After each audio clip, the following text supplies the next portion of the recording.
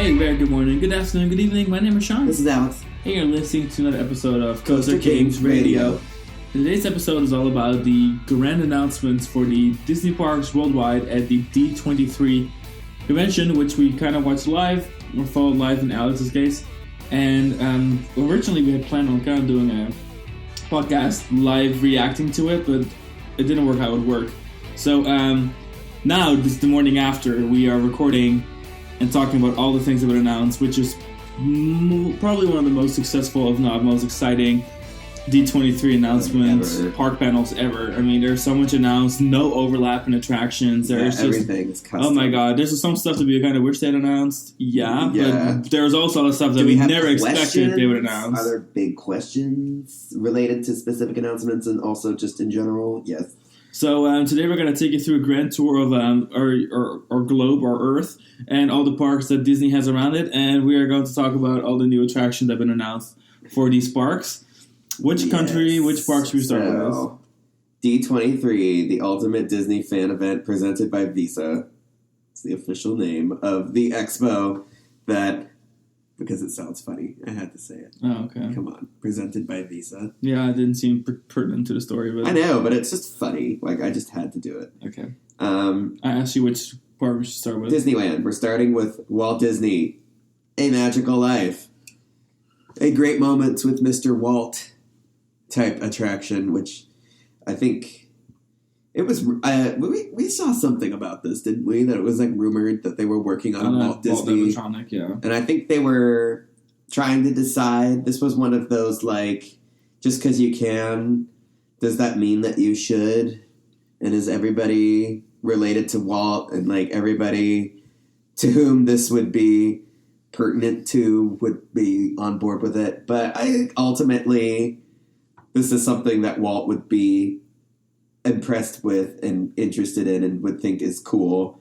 I hope there's people who don't think that this is like blasphemous or like I don't think so. A weird thing. Wasn't it Lily Roy that was in the audience? We don't know which Roy it was, but his nephew. Roy Disney family member was in the audience, and he was like, he stood up and he was like, a big supporter of the whole thing. Yeah. So I'm sure that's all fine. Yeah. But yeah, so they'll be doing that in the theater in Main Street, USA in Anaheim, and they will start with all Walt Disney shows, and then eventually they will be interspersing shows of Walt Disney and Great Moments with Mr. Lincoln. So right now they're just going to, once it's open, they're just going to have Walt, and then they will go to alternating. Really cool. Very Disneyland. On the one hand, it's like a huge, like, I find it a surprising choice. But on the other hand, I think, like, well, maybe it's not that much of a surprise. Like, maybe this is just obvious, because I'm sure once it's open in there, everyone's going to be like, well, they should have done this years ago. Like, this is great.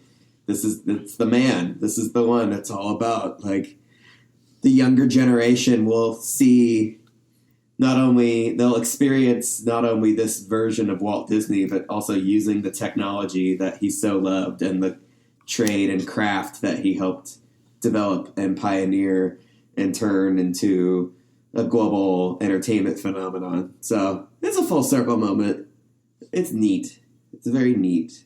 I have high hopes. Other exciting news on the horizon for Disneyland is the fact that Tiana's Bayou Adventure at Disneyland is opening on November 15th. And with the opening of Bayou Adventure, the whole area that was previously known as Critter Country is going to be renamed Bayou Country. So that's kind of exciting.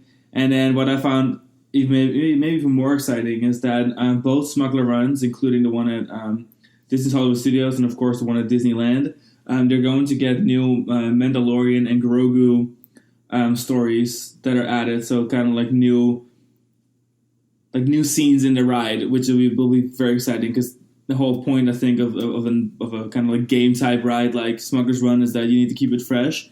And this is the first time we're seeing a new mission or like a new storyline as part of your journey on the Millennium Falcon. So I'm very excited for that. That's right. Yeah. Yeah, the potential was always there, and the potential was always great. So I think now is the time. Now is a really smart choice to do the Mandalorian thing and have it coincide with the film. That's going to keep interest in the Galaxy's Edge areas peaked out as the Star Wars franchises continue to roll out the Star Wars media and such. I'm excited for the Mando and Grogu movie. I think of all the movies that were announced at the expo, that was probably the one that I'm the most excited about personally. Okay, so there's Tron, and so I'm most excited for Tron. Yeah. Thank you, Tron Ares. That's, of course, I'm most excited for. I'm excited for that too, but I'm also worried. Anyway, so let's jump next door, and let's head towards California Adventure, which maybe the announcement I'm most excited for is first of all, there's going to be 4 new rides coming to Disney California Adventure. It's going to be an Avatar ride, a Coco ride, and 2 Adventure Campus attractions. But we'll start with the Avatar ride, which is most likely going to be swallowing up the entirety of Hollywoodland, or whatever's left of it. Is it called Hollywoodland? Hollywood? I think Hollywoodland is what I call Studios, it. Hollywood, whatever. That small corner of Disney's California Adventure. And it's going to be based on Avatar 2 and 3, so The Way of Water and Fire and Ash.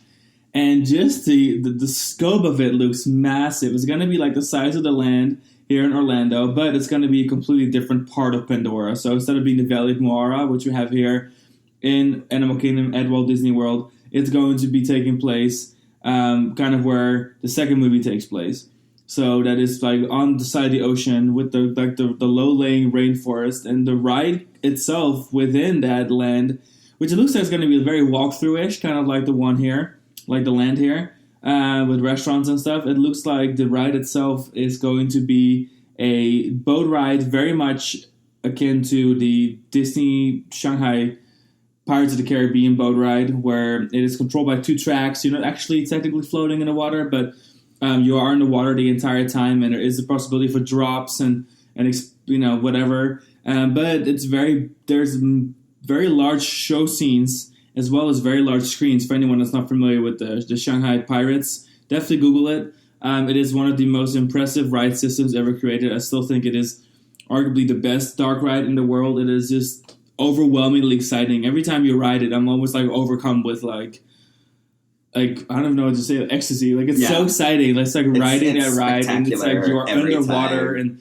the way that they've created that ride, it is the perfect ride type to apply to a Way of Water, highly detailed, mythical creature adventure through like the bioluminescent waters of Pandora and the ocean. I mean, it is the perfect ride type. I am so stoked for this attraction. It is unbelievable. Oh my god. I'm excited to see like a big trend with this D23 seems to be really diversifying attractions across properties.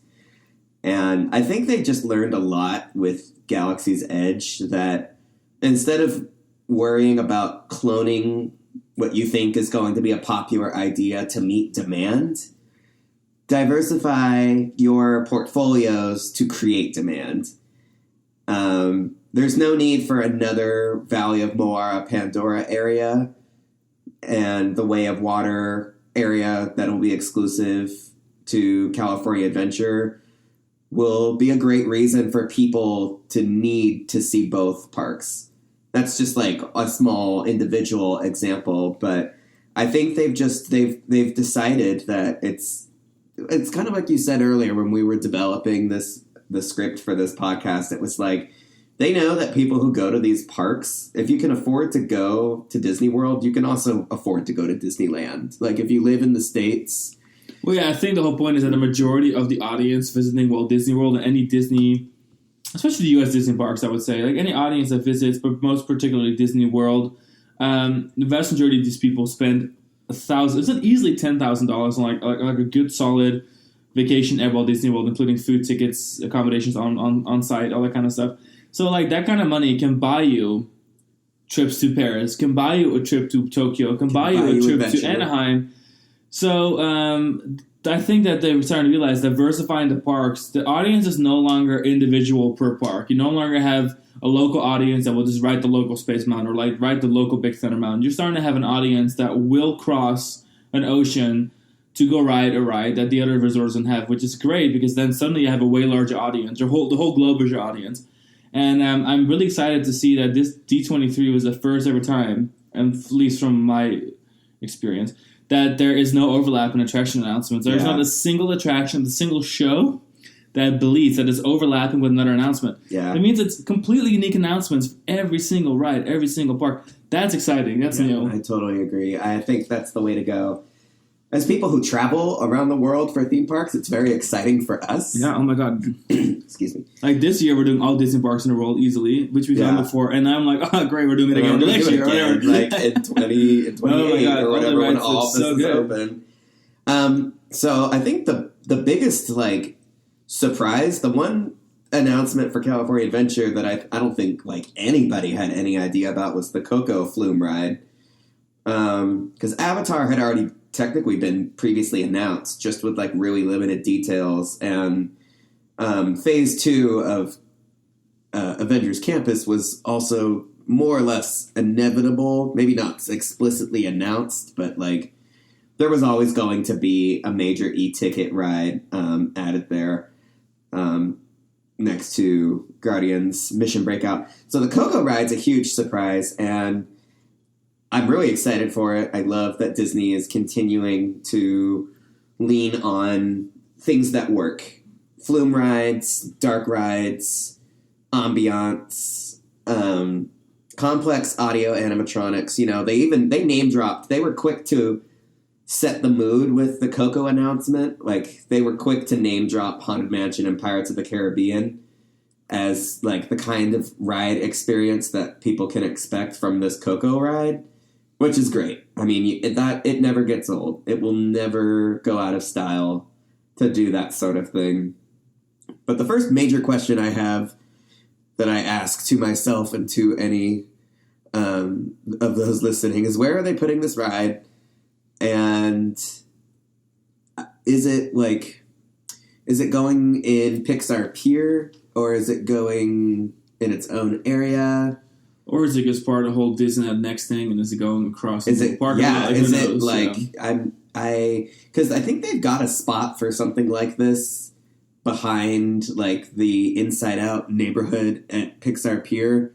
Behind Incredicoaster, there is a large administrative building, and Disney has been systemically relocating all possible buildings of like the management persuasion off of the park property areas so that they can expand into them, which is how we got Galaxy's Edge and some other stuff. That's how we got Runaway Railway.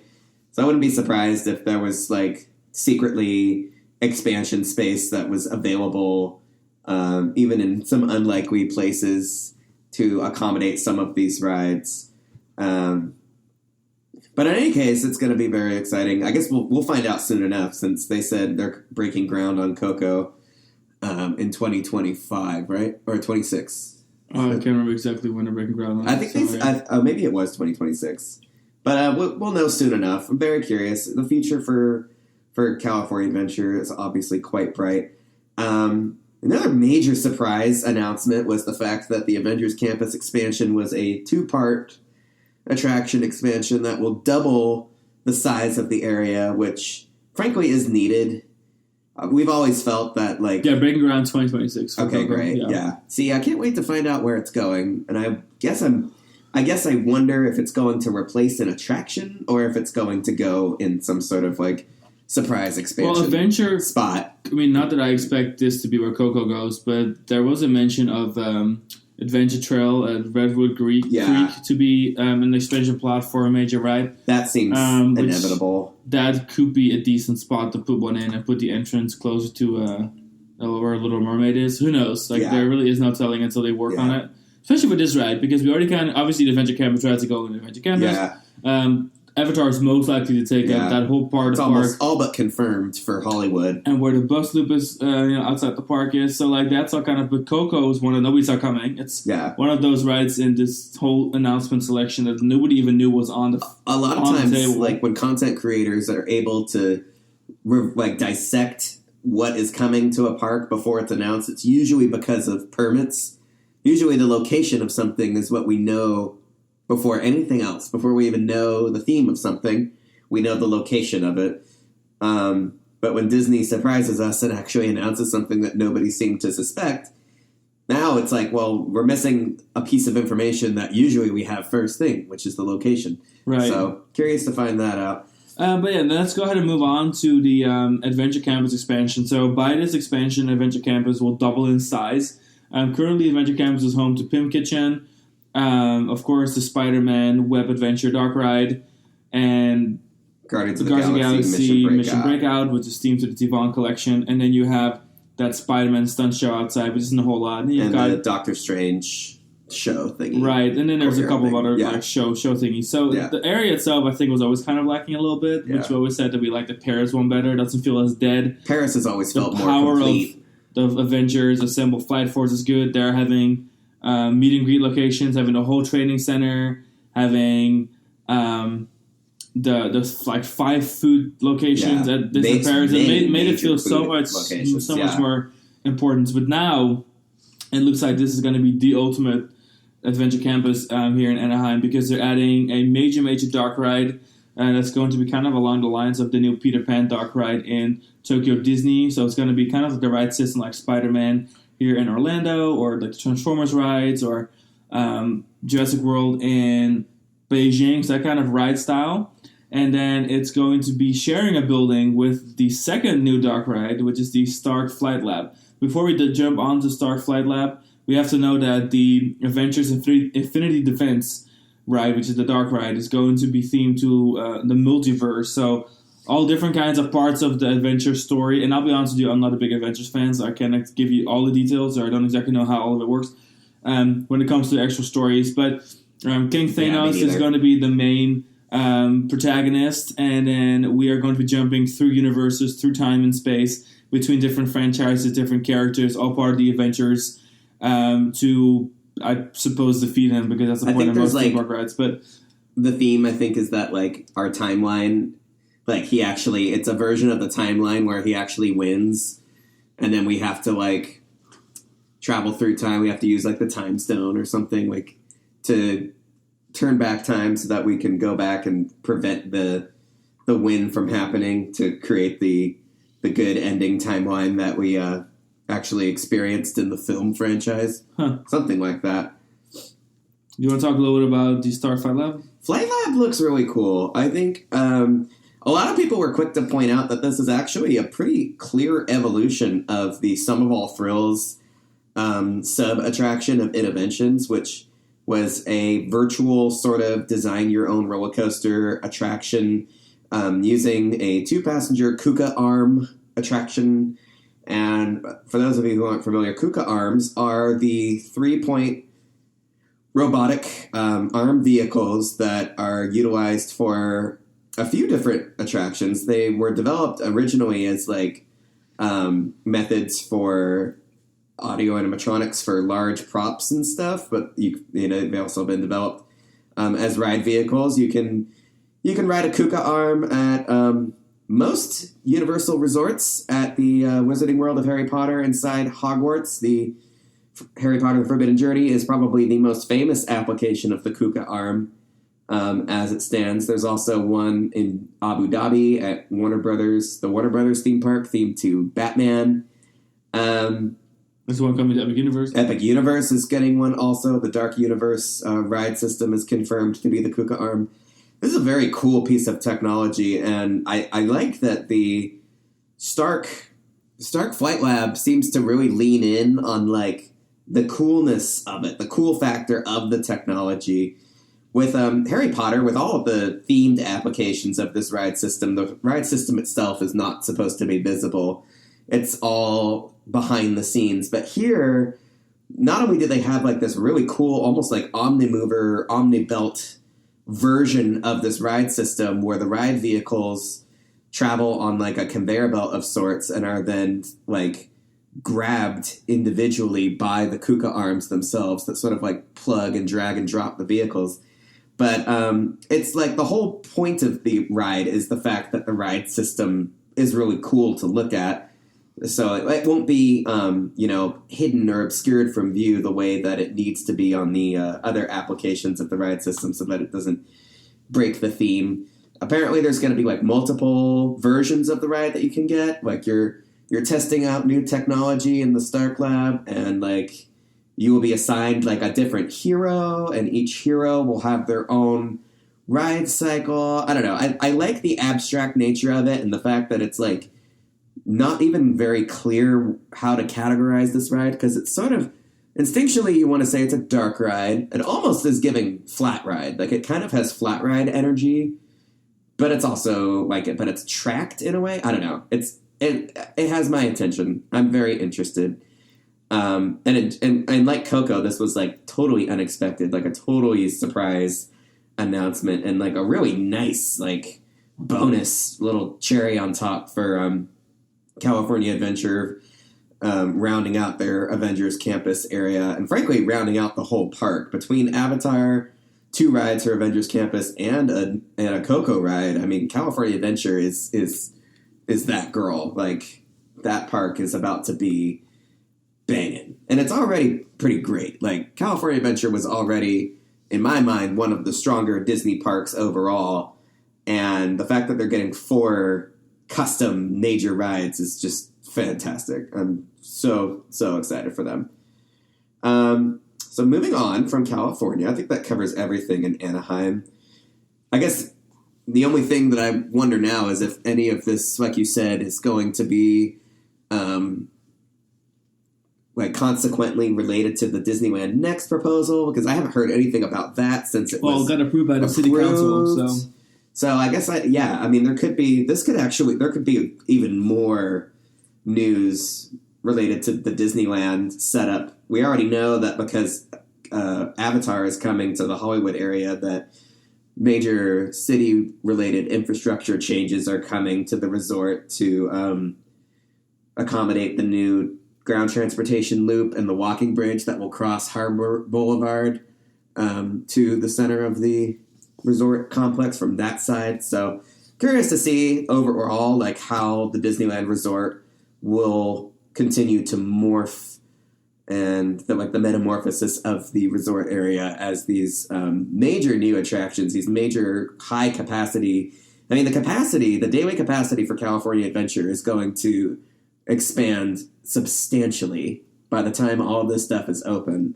So curious to see how they will be dealing with that, how the resort itself will grow, and the infrastructure and really like the city of Anaheim will grow to accommodate this like amazing growth for the resort. 100%. Let's jump over to the other U.S. resort, and let's start talking some stuff about Walt Disney World. I want to start with the most exciting thing I think is happening. Well, there's a lot of exciting things. It's hard to choose. Like, to be honest, there's actually a lot of exciting things. But I think exciting. Well, you know what? Let's just start with Animal Kingdom. Okay. Let's start with what we already knew was going to happen. Yeah, this was like the least surprising because they had already let it spill. We already knew that Pueblo Esperanza was going to happen, except we didn't know the name of it yet. Right. And so that is the new name of the Tropical Americas area. And that is going to be a, Latin American themed kind of like mixed area. And it's going to be replacing all Dinoland USA. Hallelujah. And there's obviously going to be dining, shopping. It's going to be a big restaurant that they kind of hyped up. And then there's going to be carousel, where a local wood carver carved out all these Disney animal characters into the carousel. So it'll be kind of cute. I really like that they're going with that theme. Reminds me of how in the village of Harambe, there's the little Mickey Mouse graffiti. Yeah. It's kind of like a fourth wall breaking aspect of these like photorealistic nature, society, realistic areas that would be like in their own universe, like in their own context, aware of Disney and influenced by Disney. So I think that's what the direction that they're going with this carousel. And yeah, so that is just like an additional smaller ride in addition to the 2 big e-tickets. So the first e-ticket I want to talk about is the Indiana Jones Adventure e-ticket, which is going to be the replacement of the Dinosaur ride. So Dinosaur and Animal Kingdom use the ride system really as Indiana Jones in both Anaheim and in Tokyo Disney Sea. And so the biggest thing here is just that they're going to keep the ride, except for they're going to gut the whole thing and completely retheme it, rebuild it, new queue, everything to be themed to a Mayan temple or like a Mayan, is it a temple? I think it's the correct word. Yeah, like Mayan, I think so. Yeah, it's like an intact Mayan temple. And Indiana Jones is going to explore that for the first time, and he's taking us along for the ride because there's a story of a mythical creature living deep down in the temple that Indy wants to find, and we're going along with him. And it looks like the focus of this one is going to be a lot more animal heavy. They keep taunting at the snakes, like that being the big theme, being snakes for this particular installation. And it's going to be completely different than their other installations. Yeah. There's a lot of similarities between the one in Tokyo and in Anaheim, but it looks like this one is going to be completely original story, completely original theme, original location, everything. So it'll be nice to have a completely new Indiana Jones that is not the same as what we've already seen. So even though they're introducing this ride to a park, I think historically they would have just cloned it.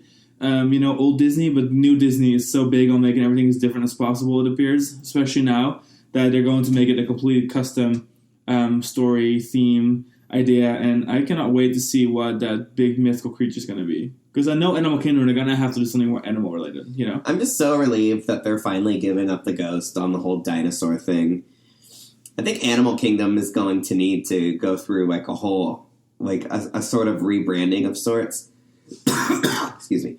You know how like on the benches and all the iconography and everything, they have not only animals, but like dragons and dinosaurs and stuff. Not only did we never get dragons, but now we're losing dinosaurs. All the branding and icon for the park needs to change to accommodate some of these changes now. Take out the dinosaurs and dragons and put in, banshees and like other actual creatures that will be represented. And like our mythical creature thing that's going to be in Indiana Jones. I mean, always the whole premise of Animal Kingdom has been that it's going to be fictional animals too. Yeah. So like, it doesn't matter if the whole park is fictional animals at this point. It's still part of the original premise of Animal Kingdom. So. Now it's going to be like 50-50. Like, we're going to have banshees and whatever mythical thing Indiana Jones figures, like, discovers. But also, it's going to be lots of real animals in Indiana Jones. So I feel like one mythical creature living down at the bottom. Is Tropical America going to have animal exhibits, like proper animal exhibits? I don't expect that to be the case. Yeah. That's the next $1 million question is, like... Probably not. The Dino Land already was really light on animal exhibits. It's, like, I think all they have are gators and crocs. Yeah, crocs. Because, like... You can't really do a live dinosaur exhibit unless you put, like, a fucking chicken coop or something in there. I don't know. But, so, yeah. You and I have talked about a lot how, like, an Animal Kingdom type park would work really well in Disneyland Paris, except for the fact that zoos are becoming increasingly passé. Not that there's anything wrong with, like, the zoos of the world that already exist, and a lot of them are, like, really important to keeping species of animals, like... from being endangered and such.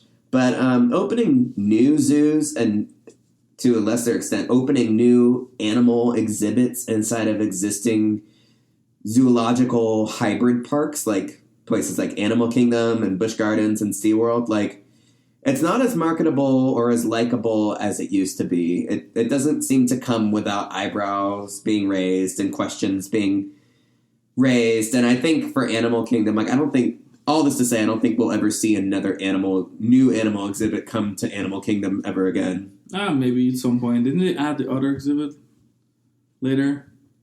When was that, though? Like the other, like in 2019, 2020? Was it really that recent? Yeah, I thought it was that recent, but maybe I'm wrong. I don't know. Yeah, I mean, and if maybe they do... and did a new, like... And I know they make changes to the existing exhibits, and animals can come and go, but they can't really, like, do a new habitat and, like, advertise it and, like, make it an attraction the way that they could have, like, when the park opened, I feel. Because, like, just animal stuff is just too... The reception of all that is just a little too mixed, and Disney doesn't have to deal with that. They know what works. They can add all of these rides and stuff that still, like, capture the essence of Animal Kingdom and serve the purpose without, like... laboring themselves with more live animal experiences. Anyway, so I really like... So the carousel, I think, is really cute, and I like that that's going to be, like, the spiritual successor to the Triceratops bin. Yeah, pretty much. I'm a little surprised that are actually not repurposing that, right? Yeah, me too. Yeah, I was expecting... I fully expected them to reskin... But the carousel is going to be so much classier. It's going to do a much better job of, like, fitting in the area. They'll be able to make the architecture and the art style and stuff is all going to work in the Pueblo Esperanza area a lot better than, like, a flying Dumbo type attraction. But and then you have the Encanto attraction, which is the main dark great. ride here. You can talk about that for a little bit. I'm so excited for this, and I love that Encanto is a fairly recent, phenomenon for Disney. I'm glad that they were able to, because I think Dinoland USA has needed a long-term fix for a long time, and I don't know if they knew what they were going to do with the area by the time it was time for them to say, like, we really need to fix this now. But Encanto came at the perfect time for them to have, like, wait a minute, this is it. We have this area of the world that we want to explore with Animal Kingdom. We have this slam dunk franchise that takes place in the heart of the part of the world that we're covering with Animal Kingdom. Like, the timing couldn't have been better. And now they're like they're really able to get out in front of it and like capitalize on the Encanto fever while it's still really fresh. I mean, they'll have this area out and open probably before the second Encanto movie comes out, which is all but confirmed. It's not something that they actually talked about at the expo or anything, but it's kind of like with Frozen or like Moana, where like when you have a movie that was that successful, like the soundtrack and like in this case, in the streaming era, like a movie that like draws a huge streaming audience and like it was just a cultural phenomenon. It's like a second Encanto is almost inevitable at this point. And at this stage in the game, they're going to have the whole Encanto ride and such set up and ready to go before the next movie even comes out, which is really cool because sometimes you get your ride out immediately. Like when Frozen Ever After came out at Epcot, that was fairly early. They had that ride open like a year and a half after Frozen came out because they were able to, recycle an existing ride that sort of kind of worked with the theme that they had. Sometimes you get it and the timing is just right and you can capitalize on your film franchise with a ride like as the phenomenon is taking place. And sometimes it's The Lion King and you get your ride 30 years later. But better late than never. We'll talk about that more in a little while. But that covers... Oh, before we forget, we also have Zootopia Better Together. Opening next winter. So it's like winter 2025. So that's like the only... late 2025. That's the only thing that they talked about here that like... I mean, I guess like Tiana and stuff, like they announced opening dates and stuff for these things, but...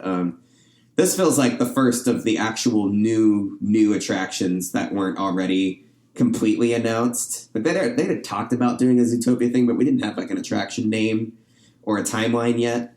And now, so that'll be, I feel like, the first of this year's D23 major announcements opening. I'm very excited for that. And I actually want to jump to Epcot real quick, which I don't think is in the show notes. I didn't make any notes about That's Epcot. because Epcot is opening Test Track 3.0 next year, also 2025, as well as a brand new cocktail lounge as part of... Oh, the Spaceship Earth. Spaceship Earth. So part of Spaceship Earth is like the second level above. If I'm not mistaken, it's the level that's above the Project Tomorrow is going to be a giant cocktail lounge.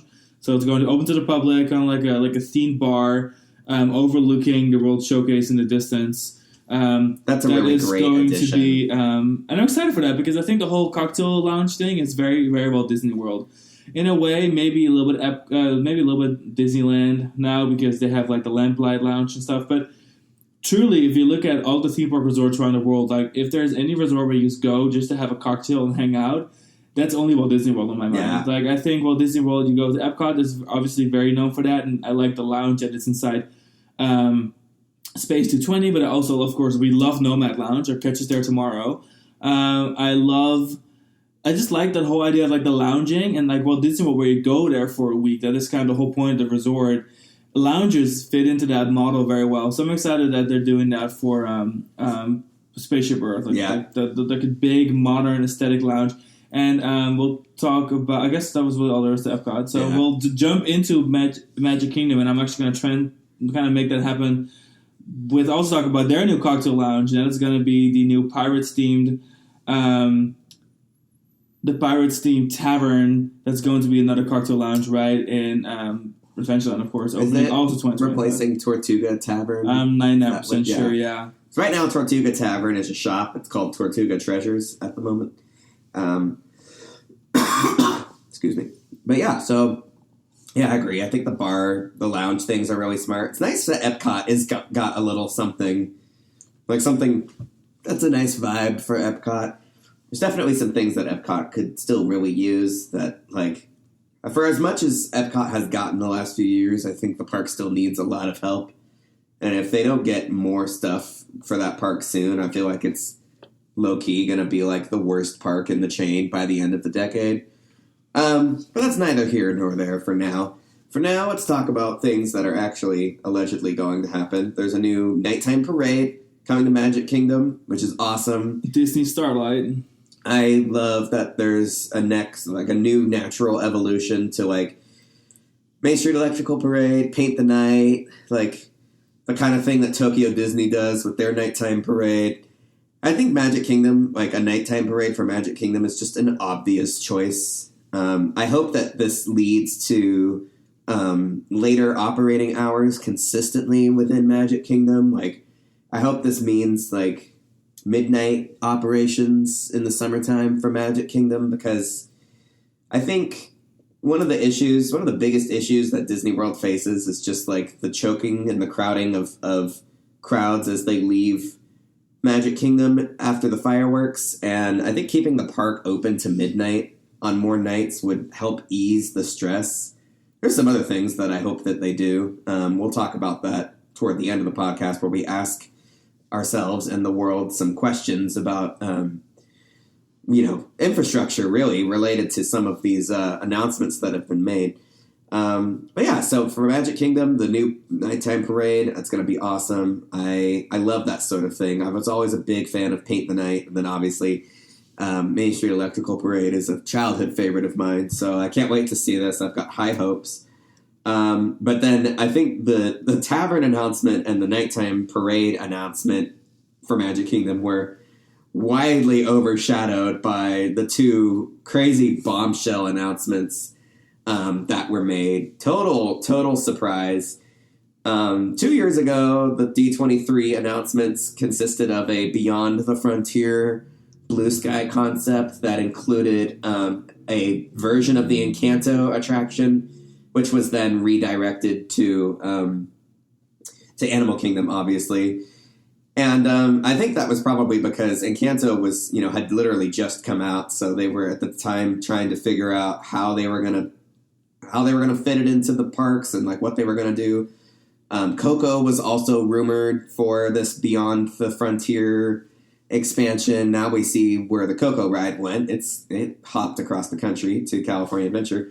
And then California Adventure, with its Radiator Springs area, will now see a companion area in Frontierland, a wilderness wild, like a Pacific West Cars themed area. Yeah, it is really wilderness focused. First of all, I want to say that, again, I'm really starting to like this trend of adding themed lands that are complements to their other themed lands elsewhere. Like, again, Avatar, Cars, Indiana Jones, new Indiana Jones. Like, I'm starting to really like this theme all a of these lot. Attractions will be, like, connected. All the adventure campuses being different. Yeah. Like, this is all turning into, like, and we'll talk a little bit more about some more adventure campus stuff for the other resorts later. But for a second, I was really thinking, like, there was going to maybe be some overlap, but there, again, is zero. But yeah, so the new Beyond Frontierland, the kind of area, and how Disney worded it's like, oh, there's going to be new Cars Land in Frontierland. That kind of pissed some people off, because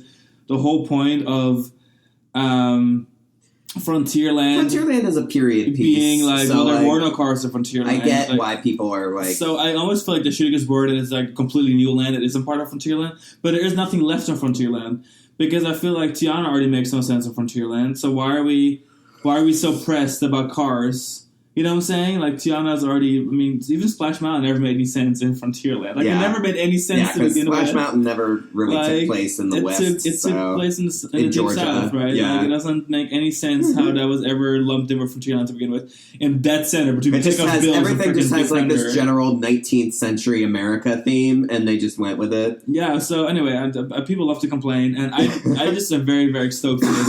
So first of all, it appears from the concept art, so there's going to be two rides. Concept art. So cool. So let me preface that there's going to be two rides in the land. One is going to be a racing ride think Radiator Springs Racers with like a wilderness theme, and the other is going to be a more gentle one that is just a singular track for more family friendly. But they're both. It appears they're both going to be slot ride cars. Yeah, if I understand correctly, they're both going to be slot ride cars. Based on the concept, it seems like this next generation of the slot car system where like you can go down really steep drops and tight curves, and it looks a lot more advanced. High, steep areas. So the whole point is that we're kind of going off-road, and we're going into the wilderness, and waterfalls, sbridges, mud, splashdown, which is Mater's favorite, is the mud puddle. So it looks like we're really going to be doing... I hope you get wet. I hope in the summertime I'm hoping as we get around. I hope it's a water ride, low-key. Like... Yeah, it looks like it's going to be heavily focused on being like a much more upgraded version of what we already have. And then thematically, it's going to be, again, wilderness. So the aesthetic won't be like the Anaheim one where it's going to be like dry desert, which in a way I feel like would have complemented it maybe a little better. But in a way, it's really nice to have something that's completely unique, and it's behind Big Thunder Mountain, so it'll be kind of in the back. It'll be its own new Cars land. Big Thunder Mountain even makes a cameo appearance in one of the concept arts. The concept art make it look like it's going to be a massive land. I mean, obviously, like, Force Perspective at Anaheim works so well. You think it's the biggest land in the world. It's just very cleverly built. But it looks like it's going to be quite large. I mean, they're building 3 slot ride cars in there. 2 that are one attraction and one... And I also love that this is like kind of like the Indiana Jones reskin for Animal Kingdom. This isn't even like attached to a particular film in the Cars franchise. This isn't even like, it's not like Avatar where like the areas are themed to specific film installments. The Cars franchise is so massive and there's so much media around it. I think they know that they can just do a Cars area that exists all like independently, kind of like the Avengers Campus theme park areas where like this Cars land is going to just be its own thing in the Cars universe that exists in the universe created by the films, but isn't even necessarily related to a particular film. This doesn't look, unless there's another Cars movie being made that like has this aesthetic. This is like that American Northwest, Rocky and like Redwood aesthetic, and like none of the Cars movies have this. Even the ride vehicles, like there aren't even any Cars, like recognizable Cars characters. Oh yeah, wait, there they are. Okay, so like Mater and Lightning McQueen are there at the finish line for one of the major rides. But as far as like most of the concept art and then like the ride vehicles you're on, it's a lot of either like new characters being introduced or just like kind of NPC-esque car characters that will be there to illustrate this new version of the story, this new installment in the Cars universe. And yeah, it's funny how nicely this would have complemented California Adventure. It has like this very Grizzly Peak sort of vibe to it with Cars. But of course at the time it was like, well, now you have to recreate Radiator Springs. And Radiator Springs is cool, and it's still very California. It's still like, California. That's so like the inland. Whole, like Road 66. Yeah, that's so like road trips in the Valley West. Yeah. kind of vibe. So I'm excited for this, and I'm excited for us to get this aesthetic in Florida because the like Northern California, like Oregon California border aesthetic is something that we don't really have at any of the theme parks in Florida, and it's a good one, man. It's a great aesthetic. So. Excited for that. And then also the very last thing that they announced, I mean, talk about excess. I think there was just so much to talk about at this D23. Here's a little map of what people are theorizing would be the areas. Yeah, makes sense. To the right of Tiana's Bayou Adventure, there's a large backstage gate area that will be like kind of the continuing of the Midway. The major Midway, which up to this point has just been kind of serving as a large, wide exit Midway for Splash Mountain / Tiana. That Midway will continue past to the left of the train tracks and the left of Big Thunder Mountain. And I really think that it's going to be its own area of sorts. Not only does it not need to be part of Frontierland, because Frontierland is already a complete area, but like it's also going to be compartmentalized really nicely, like segmented off really nicely from everything else. If you were to look at like a satellite image of Magic Kingdom, and you see the rivers of America and the train tracks and stuff.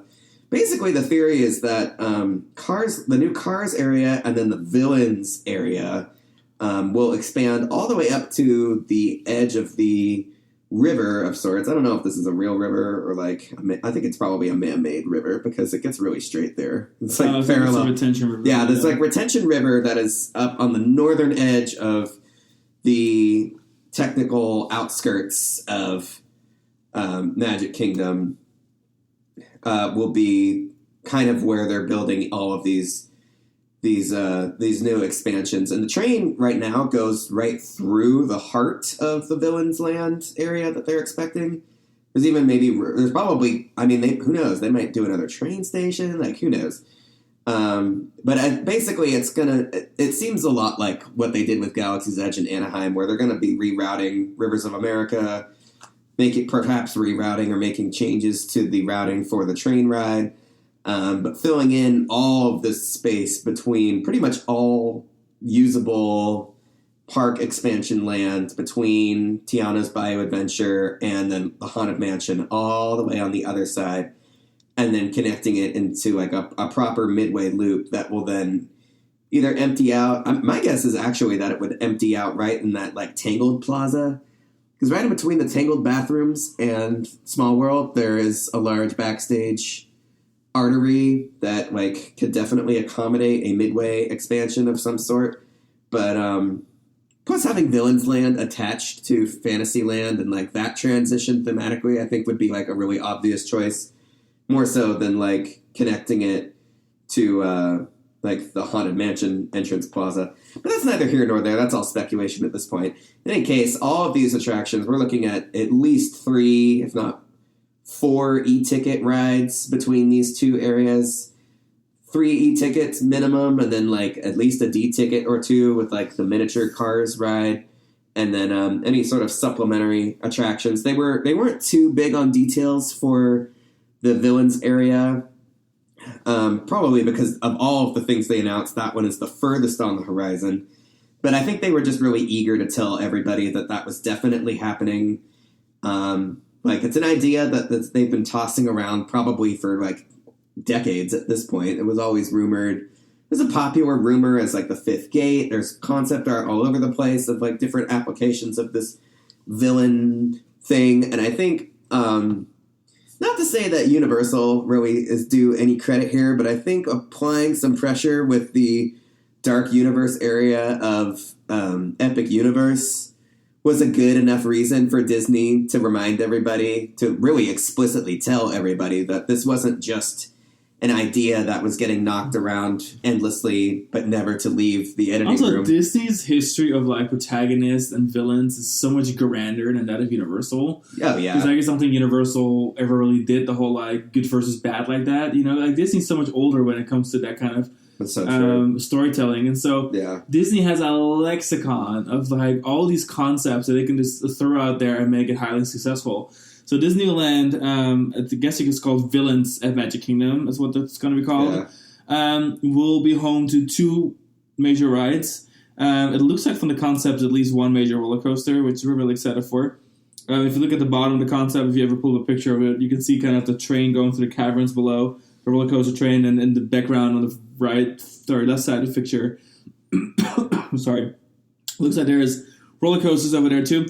So it looks like that's going to be at least one of the major attractions. I'm expecting there to not be 2 coasters. Expecting just 1 coaster. Yeah. And then another major dock ride or something. And then shopping, dining, the usual. But thematically, it looks like it's going to be very naturalistic. Lots of black rock. I'm actually very excited for it. I don't really care about the Disney Villains thing at all, personally. It's not my cup of tea. But the fact that we're looking at 4 major new e-tickets, that's just what's been announced, because there's also stuff that we've been hearing about that hasn't even been announced yet at this D23. The park capacity should be increasing significantly. God, it's such a refreshing idea of having all that new stuff at this park. Magic Kingdom really deserves it, because could be one of the strongest lineups in the world. For a long time, too long, Magic Kingdom has felt like this sort of undeserving first place winner.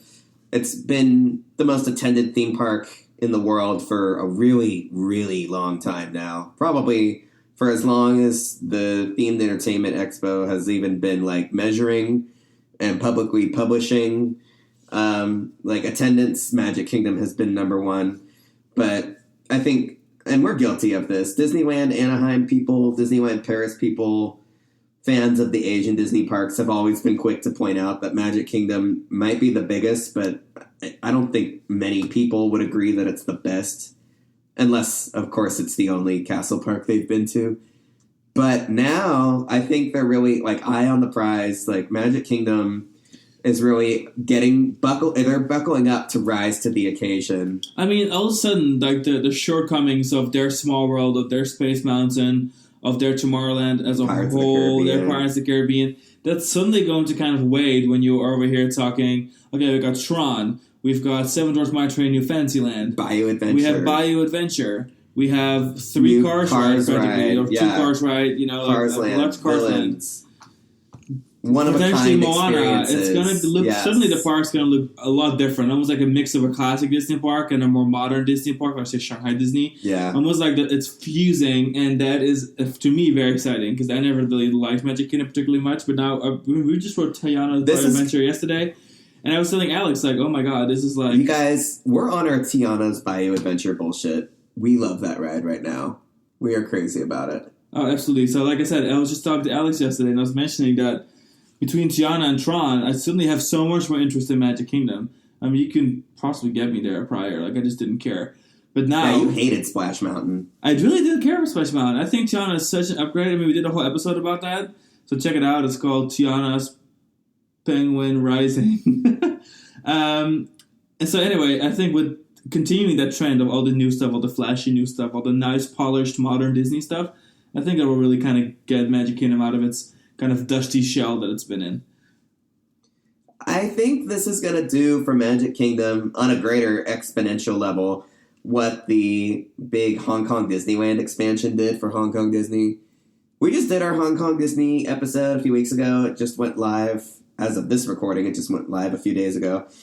And we were talking about how, like, really everything new at Hong Kong Disney has kind of made the rest of old Hong Kong Disney feel just that much older. It's funny. This is how Magic Kingdom feels. And that's exactly what's going to be at Magic Kingdom, where, like, they're going to do this huge outer loop expansion, and it's going to put some other stuff at Magic Kingdom into perspective. But it will be worth it. It will be all for the better, because the net increase in quality for Magic Kingdom will be dramatic. And it will be full of exclusive, unique attractions for Magic Kingdom, which even in this era of them getting great rides like Tron and Bayou Adventure, they're still not, like, park exclusives. They're not the exclusive attractions that the signature, like, the flagship Disney park deserves. Because even, like, when you talk about the best rides at Magic Kingdom, really all of the rides at Magic Kingdom, I mean, what does Magic Kingdom have that's exclusive in general? Country Bear. Yeah, country. Well, even Tokyo has Country Bear. Oh, there you go. Well, Hong Kong or Magic Kingdoms is new, but like, Magic Kingdom's got what, like Hall of Presidents, and we've got Carousel of Progress and the People Mover. There's just not enough. Magic Kingdom deserves multiple high-budget e-ticket rides that are exclusive to Magic Kingdom, and not just even like the best version of something or like a good version of something, like Tron or Seven Dwarfs or Little Mermaid or Haunted Mansion, but like they really deserve one-of-a-kind rides. So this is really exciting, and it's exciting to imagine Magic Kingdom like really growing into itself and adding, not only being the highest attended Disney park, the highest attended park in the world, but also being one of the best Disney parks. Yeah, it's nice to have extra capacity. The only concern that we've had has been how are they going to shuttle people from the parking lots and the resorts? Because as of right now, it's already such a cluster. It can take an hour and a half to get out of the park. Yeah. Just because you have to wait in line for a boat or a monorail, or if they still run a bus, you're lucky. And so now I'm really concerned about that. I feel like they need to add an extra mode of transportation across the lake to the ticketing and transportation center, because it is such a pain in the ass. Or they need to start running a lot of buses too. Maybe just increase the bus traffic and make the bus a well-advertised third option. Either take the bus back, take the monorail back, or take the boat back. But as of right now, that's my only concern about expanding capacity with 4 major e-tickets. And, I mean, sizing up the park by another 50% looks like it. It's going to be a massive expansion. Just in order to make these lands happen and make the final loop around the park happen, almost like Anaheim did, it's going to be a big increase in park size. Yeah. We have that's one of our major questions. We'll expand on that a little bit more at the end of the podcast, but like one of our biggest questions is like, how is Magic Kingdom going to solve the choke point conundrum with this incredibly ambitious daily capacity expansion? How are they going to prevent an existing problem from getting exponentially worse as they grow the park? But before we get to that, we will continue on our world tour. We've literally spent an hour talking about just domestic goodies. Granted, a majority of the announcements. Yeah, we haven't even done Hollywood Studios. I was going to say, what do you mean we're going to move around the world? We haven't even talked about one of the biggest surprises of the night. I wanted to start with this because I was so excited for this, but I figured we'd probably end the Walt Disney World talk with this.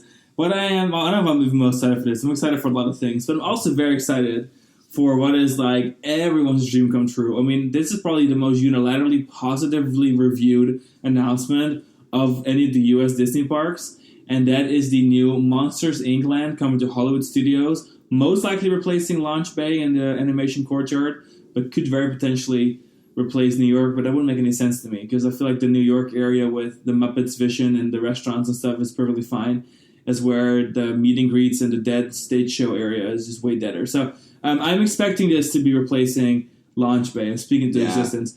But it's going to be Monsters Inc. land with the focal point being the big factory. And inside the factory is the dream come true roller coaster, Disney's first ever suspended roller coaster, a door-themed, like there's the swinging doors from the whole franchise, door-themed roller coaster. It's going to be suspended. And there's a model that already came out at D23 today, when we're recording this, that shows the ride layout, which is long. It's long huge. Ride. It's like a massive ride with dual station, which looks like it would probably be like a 4-station, like unload load, like kind of like station. Tron. Yeah.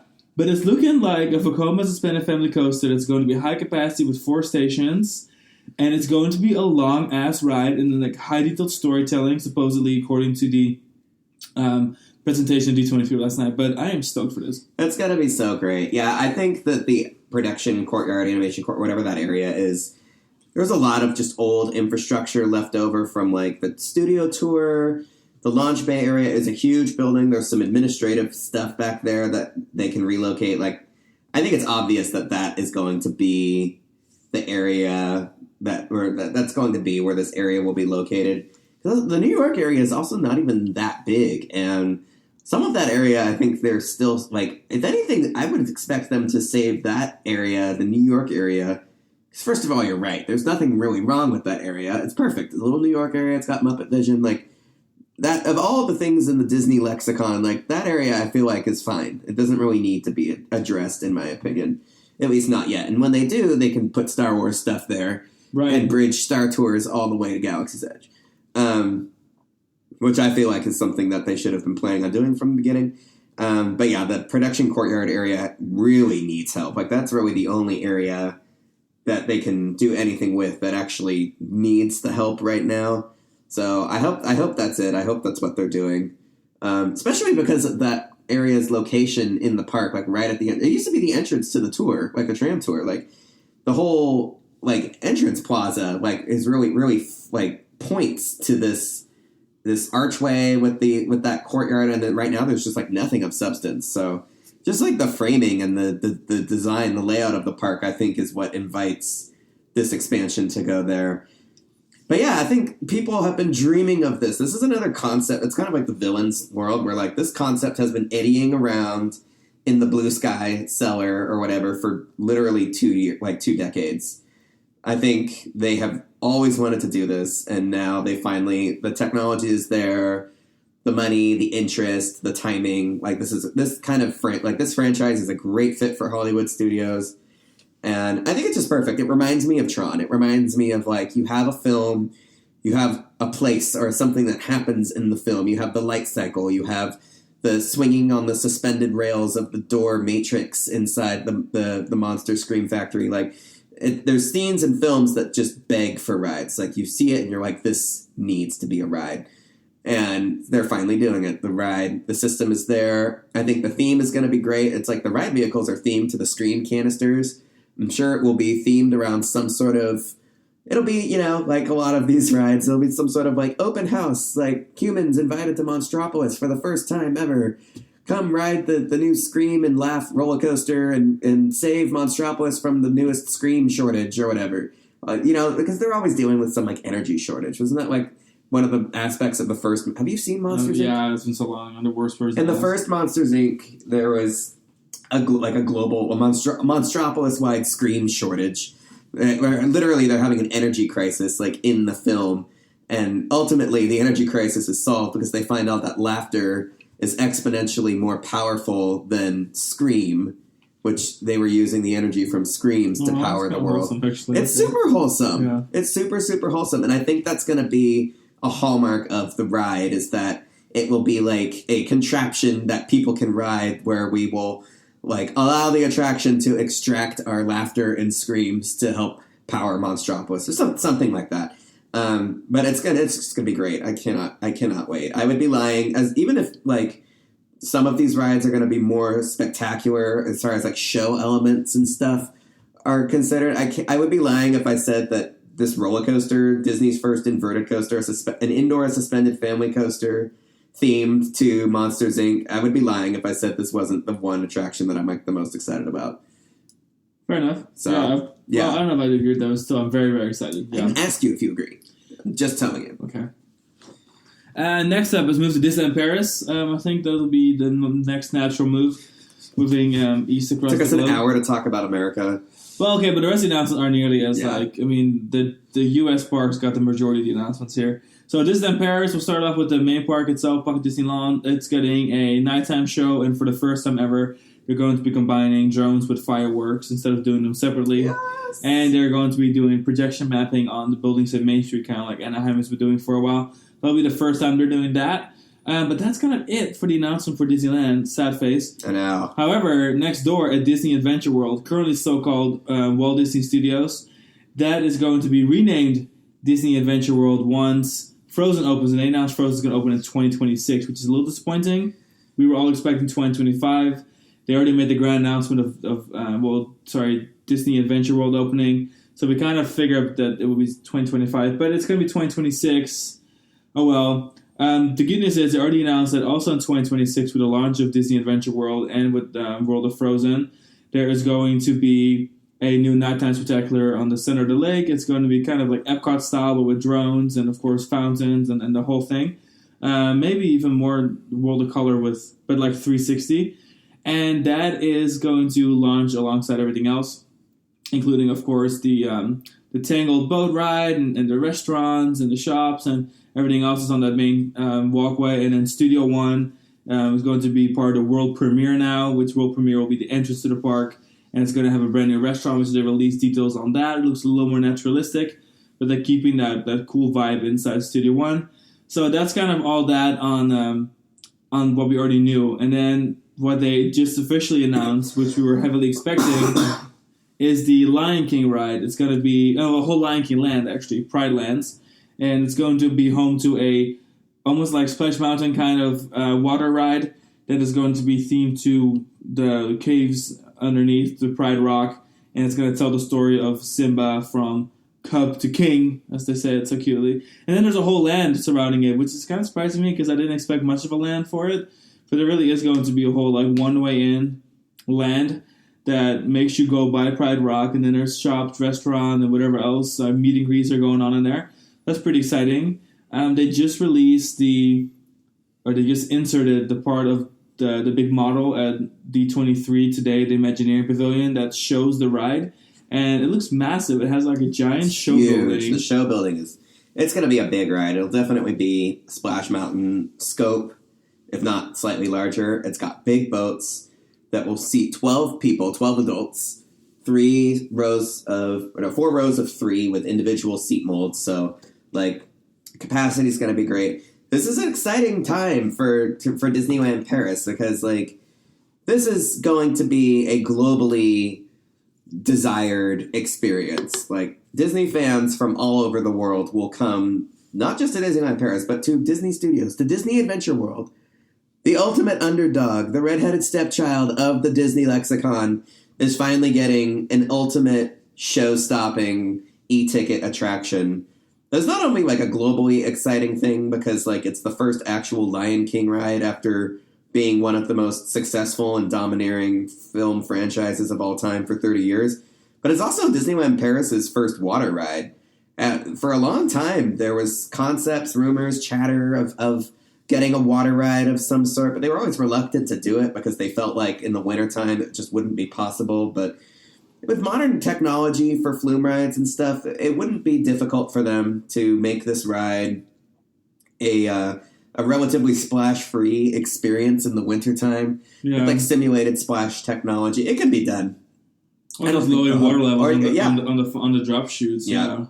There will be ways that even if it's like freezing outside, that like they can keep the ride not only open but like palatable to the average rider.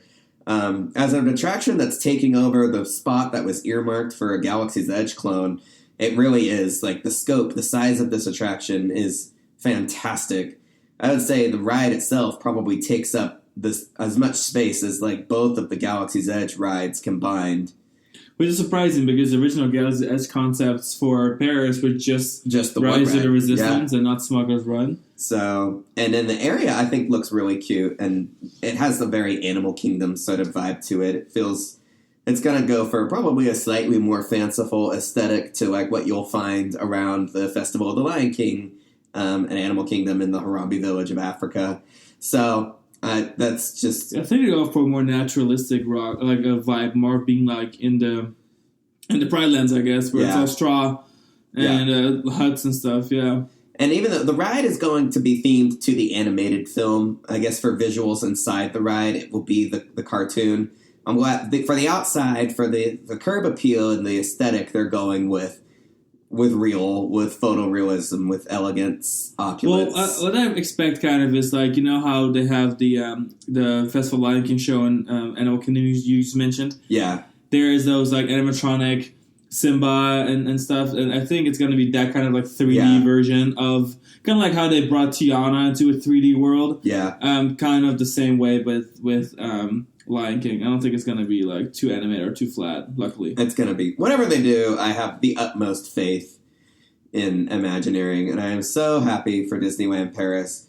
Even though, I mean, this ride's not going to open until like 2028 at the earliest, but I'm just so excited for them to finally get something like this. This is such a great overall addition for the resort, and then just a great addition in the greater like Disney Imagineering collection of attractions around the world. And then from let's there, move on to Asia, and we'll just continue. Well, Tokyo is kind of boring. So we can start with Tokyo. Yeah. So Tokyo, he's getting a nighttime show. That's it. Next. Yeah. So let's move on to nothing more about Space Mountain. Nothing. No official was released. We got nothing. We don't even have a manufacturer. That's okay because Fantasy Springs just happened. Yeah. Well, it looks like it's going to be Intamin for their Space Mountain, but that wasn't announced. Yeah. Anyway, so let's just move on, and I think I want to finish with the biggest surprise to me. Okay. So, you know, we're going to Shanghai We're next. going to Shanghai first. So Shanghai is going to be adding what looks like a Vekoma, hopefully Vekoma, on the coaster. Spinning launch coaster with backwards launch for launch switch track. And it's going to be themed to Spider-Man. And it's going to have indoor scenes and then launches and what else not. And then it's going to be mostly an outdoor coaster. Very interesting choice. Very. We heard about the Spider-Man coaster for Tomorrowland originally a long time ago. Like they were starting to patent that stuff, 2019. But now it looks like it's going to be located more between Zootopia and Pirates of the Caribbean. So behind Seven Dwarfs-ish. Well, more like, you know what I'm trying to say. Yeah. Yeah, so anyway, it's going to be its own thing. It's not going to be Adventure Campus. It's going to be its own ride in its small little area.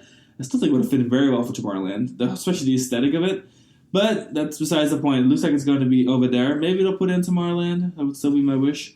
But it looks like I saw the it's definitely going in that slot. With all I the think it permits fits and very stuff. well. Well, I think they want it to be different from Tomorrowland. I think the aesthetic, the styling of it will be more it will be probably more practical and more machinist than Tomorrowland. And it's just not the right ride for that area when you already have Tron. They've got to diversify the lineup around the park, not just like the flat roster, but like drawing people around. It's a coaster going in between the park's two e-ticket dark rides. Like, it's the right kind of ride for the expansion pad that they've got. And really, I'm just curious to see what the Spider-Man area will be, and if there's going to be any larger overall references to the other Marvel areas within the Disney parks. Because admittedly, when you look at the blueprints for the ride, it doesn't look like an area at all. It looks like you show up to the ride, and then the queue starts right there, the exit is right there.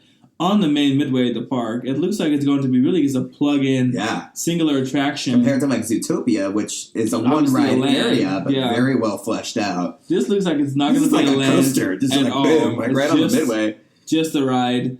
And I mean, even during the D23 presentation, they never mentioned no area or anything. They didn't mention Stark, Expo, Shanghai. They didn't mention anything about area. They just mentioned there's going to be a new ride. It's part of Fantasyland. It's going to be a thrilling roller coaster. So I guess that this is going to be the roller coaster. But aesthetically, I think it's a cool looking ride. And I'm really, again, hoping it's a Vekoma on the mover, like a spinning coaster. It'll be a nice fit for them. I'll love to see that applied outside. Just hope they make it look good because, I mean, I don't know, an outdoor coaster for Disney. Let's think to Spider-Man. I have a hard time imagining what it would look like. Usually outdoor Disney coasters are very well Shanghai Disney has never let us down. So I've got faith. And it's cool that they're getting another coaster. Yeah, for sure. And then, speaking of Spider-Man, speaking of China... Speaking of thrill... A big surprise to us, we were convinced that Hong Kong Disneyland was going to get the long-rumored dark ride, Avengers Dark Ride, that Anaheim, that DCA was also rumored to get. And before they even officially announced the Thanos Dark Ride for California Adventure, they announced a Spider-Man Dark Ride for Hong Kong Disneyland that appears to be a Tower of Terror type ride. So yeah, it's calling me shocked. Fabulous. I mean, just a great choice for Hong Kong Disneyland. I think all of the resorts should have the Drop Tower Dark Ride kind of ride in them. I think it's just such a great ride, and regardless if it's themed to... And I think now that the castle is so big in Hong Kong, which is now it's really massive, I think having another tall structure won't be as... Totally agree. Because first, I mean, if you would have done this with the old castle, it would have been like drawing your focus away completely. Yeah, totally agree. But I think now having another tall structure is not nearly as bad of like an issue with the landscape. And given that it's so mountainous, it won't even really look that tall, I think, because there are such tall mountains behind the park. Yeah, I think it's like the ideal fit. I wasn't expecting this whatsoever, but I think that even from a cost standpoint, because of course Hong Kong Disney is... First of all, it's obligated to have a certain amount of unique attractions because that's the deal between the Hong Kong government and and Hong Kong Disney. So it's one of those things where they're going to have to build unique attractions anyway. Might as well be Spider-Man. And I think this is an incredibly cool way of doing that. It doesn't have to be super high capacity. It doesn't have to be very expensive because major big dark rides span across several acres or whatever. You know, like that's very, very pricey. I think that you can do a drop tower, and we were kind of theorizing maybe even two they shafts might not even instead do of 3 shafts.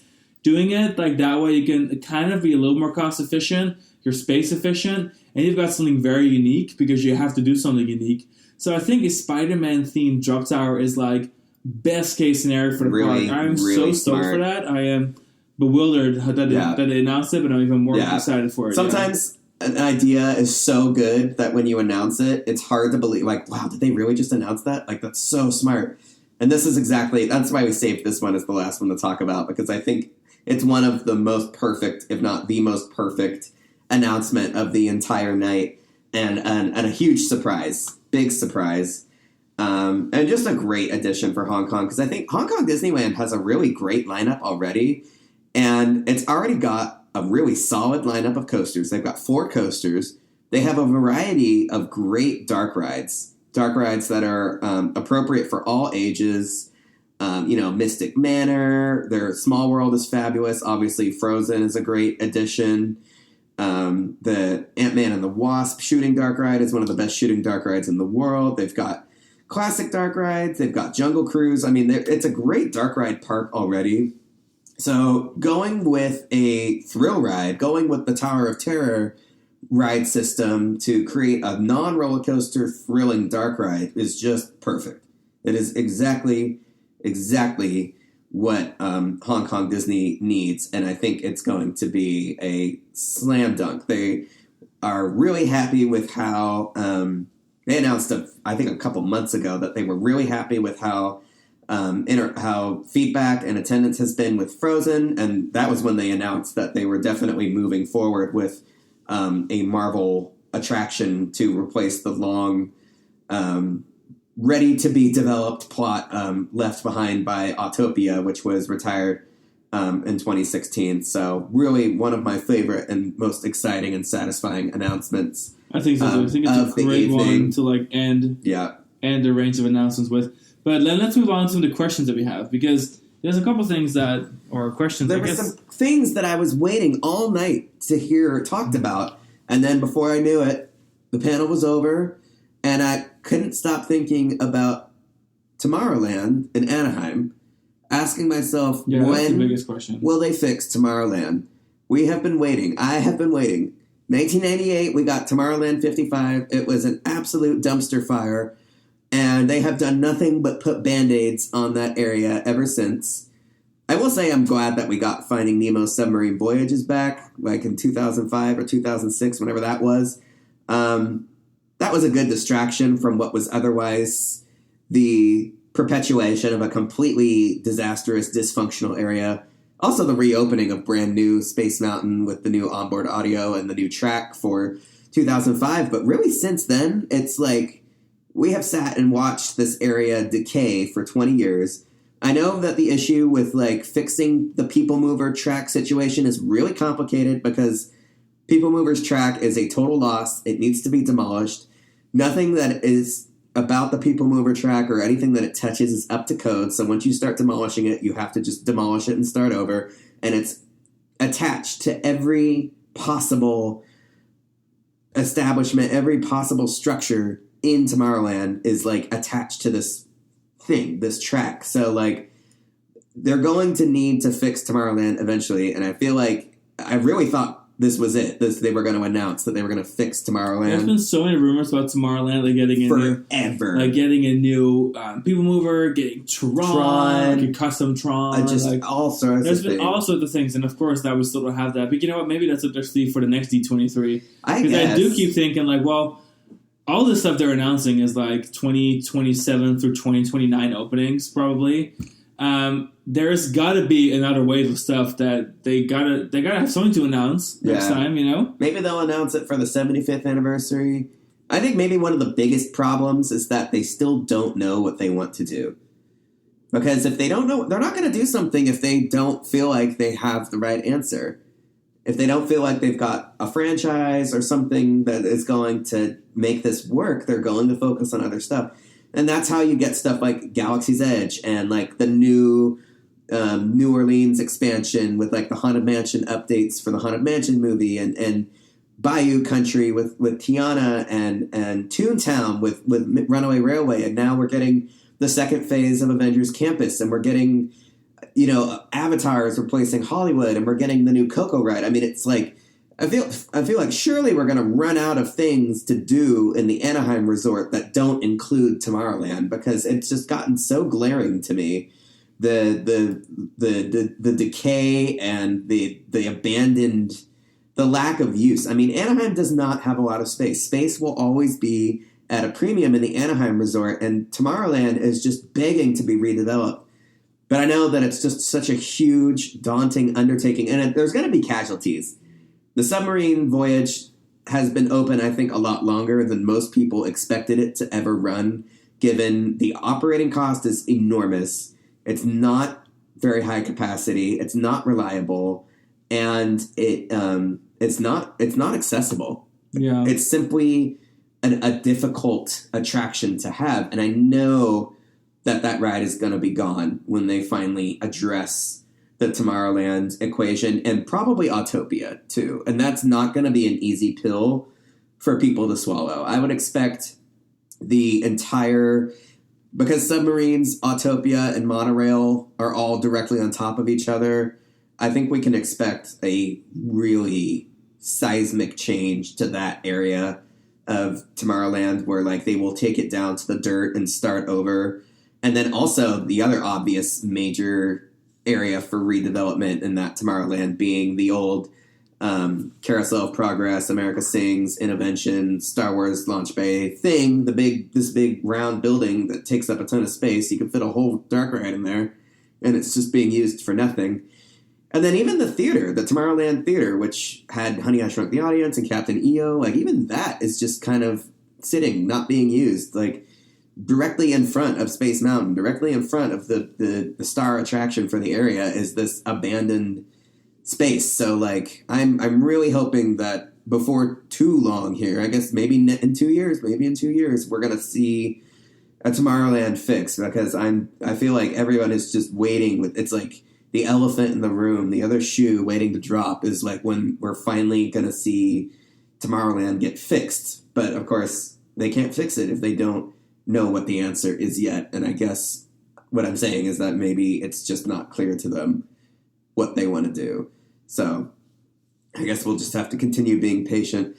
To a lesser extent, in Disneyland Paris, I think a lot of people were expecting a Space Mountain Mission 4 announcement, or even possibly the Star Wars Discovery's Edge expansion that has been rumored with like the Tron speed bike clone and the retheming of Star Tours into a area-specific version of the ride where you enter in Discovery Land and exit into their little Galaxy's Edge annex there in the 5-acre expansion plot behind Space Mountain. But nothing, absolutely nothing, no chatter, no details, and it's like inevitable. Like they're already doing. You told me they were doing work on Space Mountain with like the light scheme and stuff on the roof. Like they're doing. Well, yeah, I mean the entire surrounding of Space Mountain is currently under construction, and the roof is being replaced, and they're adding a completely new light scheme. So like all this is beautifying the hell out of hyperspace, and I'm like. But between the trains and the aesthetic and all the Jules Verne stuff getting love, like, come on, like, there's got to be a Jules Verne story push at some point. Like, I mean, the trains, when they got the new trains, it was obvious that the Space Mountain theme, the original Space Mountain theme, was only going away temporarily. And the trains themselves, with their Jules Verne aesthetic, have already started to show signs of wear for this ride, this version of the ride that isn't even themed. They could have totally made those trains like Star Wars themed at this rate for how long it's been the Star Wars overlay, and then themed them again for Mission 4 or whatever they're going to do. But I think my hope is that for any of our Disneyland Paris related questions that haven't been answered, that they will do a more European focused announcement events, kind of like the one where they announced Adventure World.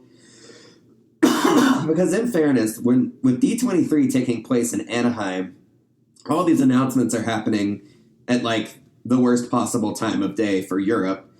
It's the middle of the night in Disney World, and it's the middle of the day for the Asia parks. But for Paris, it's 3, 4, 5 in the morning. I'm just hoping that like the next news that we see out of Disneyland Paris of any kind, attraction related and such, is something related to Space Mountain, because like it's time. As like the biggest Hyperspace Mountain Paris fans in the world, like it's time. They've got to do something else, and they need more Star Wars. Like we lost our Star Wars area, we got a fitting replacement for it, but I think a Star Wars type area of some kind is still an obvious choice for Paris, and they know what to do. We've seen the concepts. We know what they're capable of. We've seen the Tron clones. They know what people want. They want coasters. They know that they know what we want. The Speed Bike Tron clone. 100%. And I need them to do it. And so earlier I mentioned a little bit about when we talked about Magic Kingdom and adding villains and adding cars and adding all this capacity, which is much needed, that as of right now, there's already such a choke point getting out of Magic Kingdom, whether you take the bus, whether you take the Skyline, when you take the monorail, or whether you take the boat, like any of that, right? So now our concern, of course, is still that like there is going to be more people needing to head out of the park at the same time, which is already kind of a mess. So the question is, do they eventually announce another mode of transportation? Are we getting a Skyliner? I mean, I would love nothing more than a Skyliner around or over the Seven Seas Lagoons. I don't know, connect some other new hotel. I really am. I'm open-minded. But I feel like there needs to be more capacity getting people out. If you're going to have a constant stream of 10 people a pod on a Skyliner moving away from Magic Kingdom every few seconds, that is going to significantly help that. And then the fact that Animal Kingdom is still a bus-only park, it's the only park that's only connected by bus. Yeah. I still feel like maybe a Skyliner will be a really good fit there. Maybe build a station at Epcot. And that could be a connector, like build, or maybe Hollywood Studios, maybe a little bit closer, build it at the Hollywood Studios. And then make that with a stop at, what is that resort again? The Coronado Springs? Yeah. And so at that point, because Coronado Springs is big, so you stop right there. I would love an Animal Kingdom Lodge, Animal Kingdom Coronado Springs line. Well, yeah, but I was going to say is that if you do stop at Coronado Springs, you have got the, in fact, you could even do it right where the water park is. Yeah. And then have it for Blizzard Beach, and then have a really short bus ride to your Art of Animation buildings. Art of Animation, All-Star buildings, which are a massive complex. And then you've got a really short bus ride to Coronado, or in a way, you could even build bridges. There's a way to do a station there that would really help all of the resorts. So maybe do that resort area between All-Stars, Coronado, and the golf course and the water park, Blizzard Beach, and then on the way over to Animal Kingdom. I think that would be a really good fit, I think. So I don't know why they haven't expanded in that network yet for the Skyliner. Yeah, I think...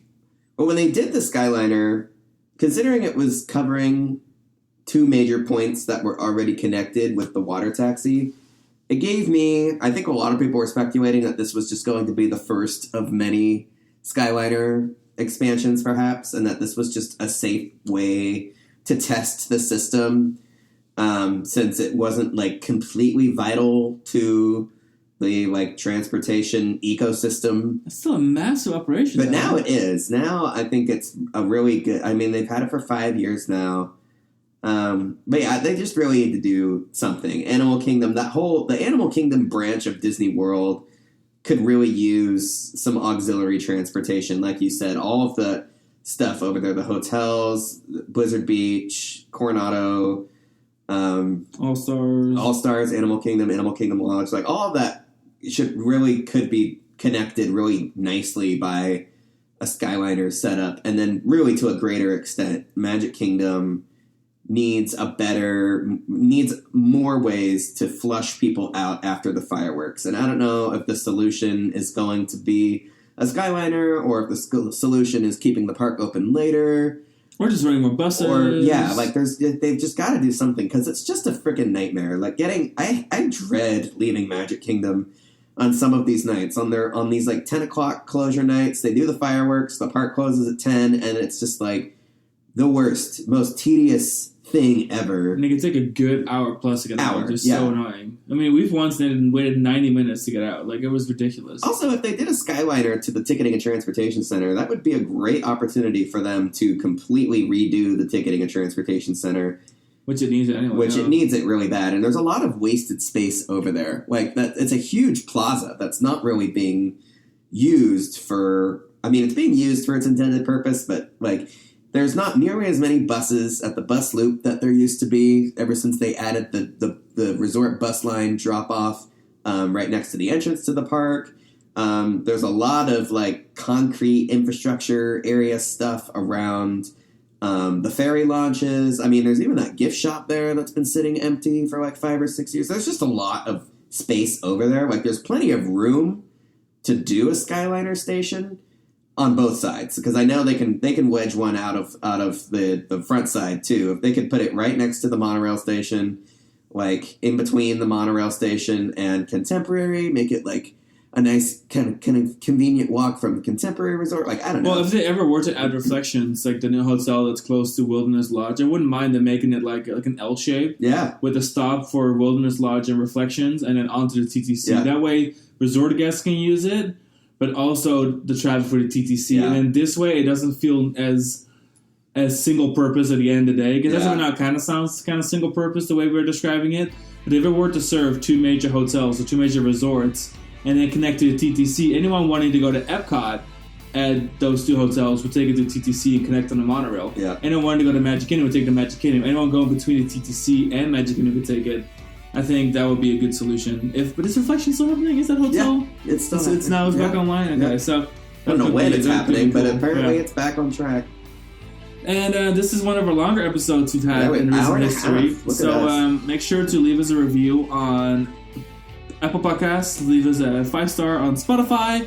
Wherever you're listening, we really appreciate it. Help us share. Let us know on our social media what you're most excited for all these new Disney expansions. And then we will catch you guys on another episode soon. Bye. Bye.